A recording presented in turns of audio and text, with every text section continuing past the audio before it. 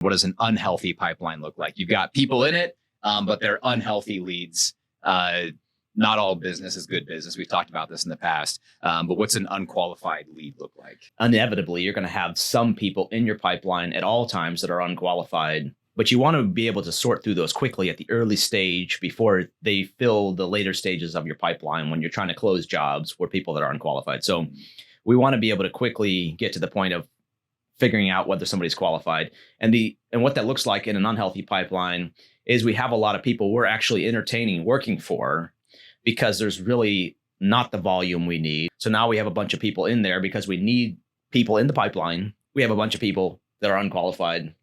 And what that would look like is just, they're the wrong budget expectations. Mm-hmm. You're the Macy's contractor. They're thinking they're shopping at Walmart. They're 2 hours away and you only want to work 10 minutes away from your shop. It could be even the scope of work. They want a project done that you don't have the resources to do or don't want to do. Right. So a lot of reasons for somebody to be unqualified. And if your pipeline's filled with those types of projects, well, I guess I'll try, to accommodate this person an hour and a half away because there's nothing else. Right.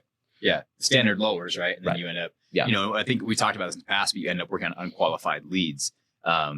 One, again, those people are taking your time immediately and you may never get paid for it because the fact that they're not qualified means, but people will shop and take your time with no intention of ever doing business and figuring out how to understand if this person is qualified or not. It's important. It's strategic. But I've noticed that people who don't have money generally have a lot more time and they have no problem wasting your time as well when they never intend to give you money.